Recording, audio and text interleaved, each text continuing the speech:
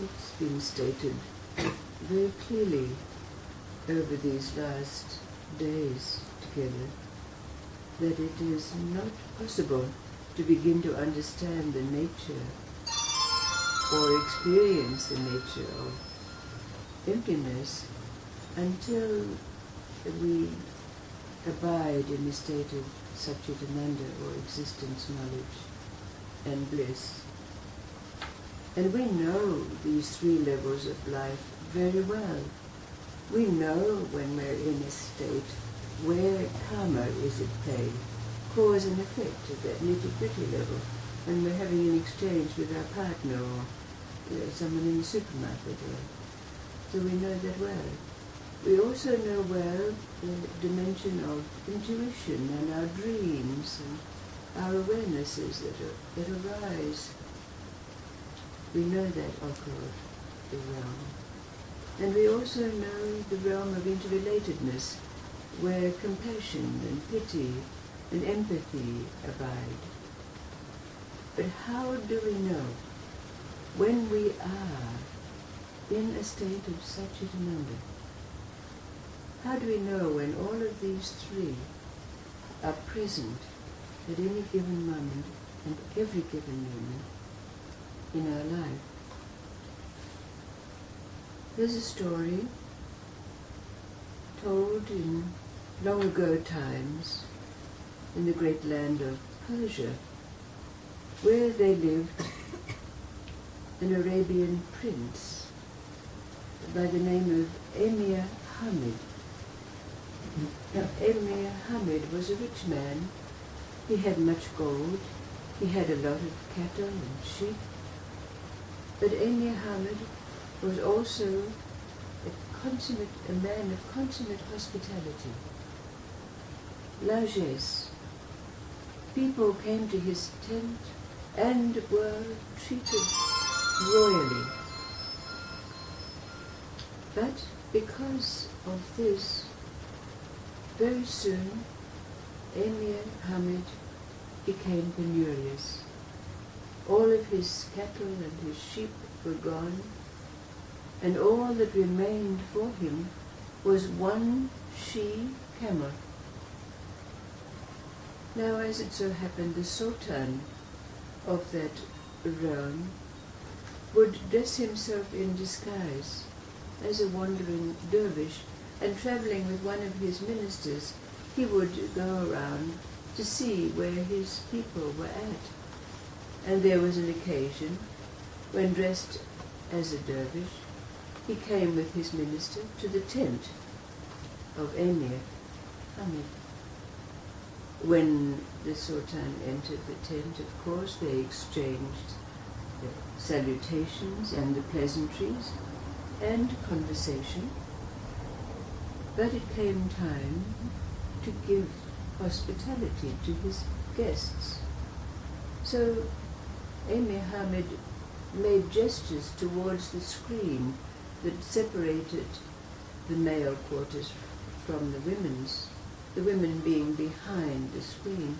So he made gestures to his wife to bring refreshments for his guests. But his wife answered by speaking and said, "There is not one crumb in this tent that we can offer to our guests."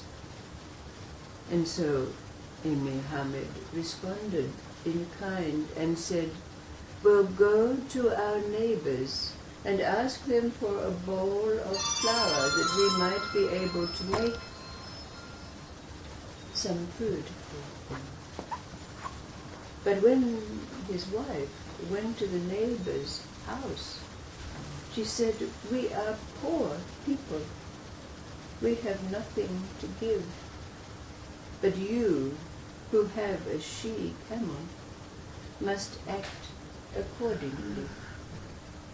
So Emir Hamid's wife went back to the Emir and stated so. And Emir Hamid immediately took a sword and slaughtered his she-camel and sliced off pieces of its flesh, which were put in the cooking pot to entertain his guests. The Sultan and his minister saw what was happening and said, "How can you do this? This is the camel that carries your tent from place to place." But there was no question. The guests were entertained. But the Sultan said to Emir Hamid, "Come to the mosque on Friday and you will be given the wherewithal to buy another she-camel." So that following Friday, Emir Hamid went to the mosque and he asked, "Where is the Sultan?" And he was pointed out to him. He is sitting in the front with his hands raised to the heavens, asking for blessings. And Emir Hamid thought to himself, he's praying for the blessing of giving me a she-camel. But I can do this for myself. So Emir Hamid left the mosque, and he went a little ways till he came to a little cul-de-sac, and taking off his cloak and using it as a prayer rug, he laid it down on the ground, and then he knelt and he started importuning, "Please, Allah, give me that for which the Sultan is praying." When he'd finished his prayers, Emir Ali got up leaning on his staff, but he noticed that his staff entered into soft ground. So he dug a little and found an opening. When he went through that opening, he was entered into a cavern, and there he found 7 containers of gold coins. Emir Ali immediately went and transported his tent over the place where the opening was. And from that day, he adorned his tents with Persian rugs. He had the trappings hanging from the roof, and he was able to entertain in the most luxurious way those guests who came to his tent. Now, the Sultan one day said to his minister, "I wonder what happened to that man who we visited, who killed his she-camel, but he didn't come to collect the money from me. Let's go and see where he is at." So they were directed to where Emir Hamid now lived and had pitched his tent, and were greatly surprised to see him living in such great opulence. And again they were invited in and given hospitality of a most regal manner. But then the minister with the Sultan said to Emir Hamid, "Why did you not come to the mosque when you were directed to do so?" And Emir Hamid told his story from beginning to end. Then the minister turned around to the Sultan and whispered in his ear, "You have to kill this man. Before long, he will surpass you and take over your kingdom." "How can we do that," said the Sultan, "when he has given us such kindness?" And the minister said, "Test him. tell him that you have had a dream in which you say, ow, ow, ow, and he will respond, oh, they are the sounds of a dog. And then you will have reason to lock his head. So, after a night of hospitality with Emir Hamid, the next morning when they were sitting over their coffee, the Sultan said to Emir Hamid, last night I had a dream. I had a dream in which I said, ow, ow, ow. Emir Hamid responded, oh, your first ow is the ow of Tao, which is light in our language, indicating that you were aware of the blessings of Allah that bring light in the darkness of life. Your second ow is Jiao, which means air, and in your dream indicating that you are aware of the air that lifts the wings of the birds and takes them into flight.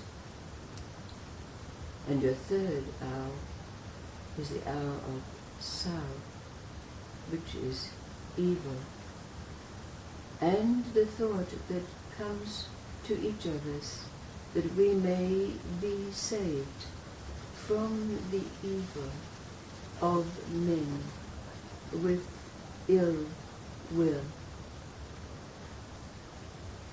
Just at that moment, the Sultan's face changed. A great frown came upon his face, and he took his sword and lopped off the head of his minister. From that moment on, the Sultan kept Emir Hamid by his side, keeping him as his confidant and his counselor. What are the three indicators in this story that show that Emir Hamid was in a state of Sat Chit Ananda?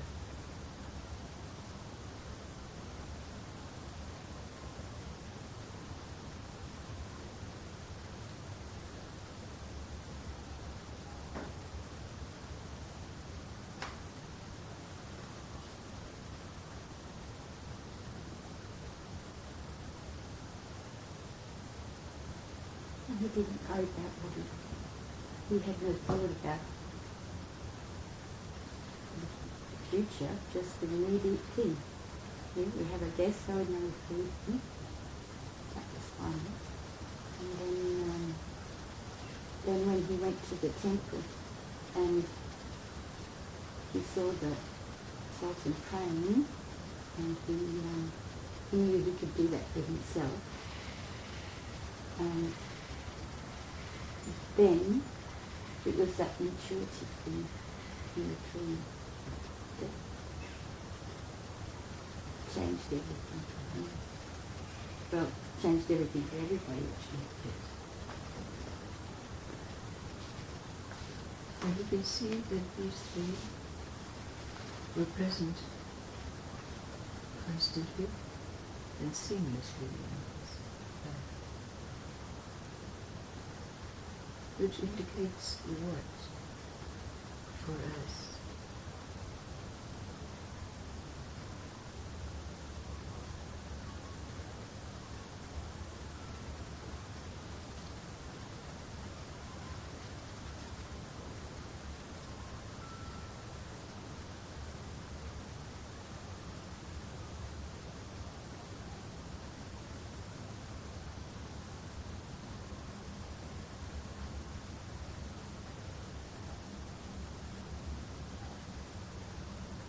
sense of being present is a sense of completeness to me.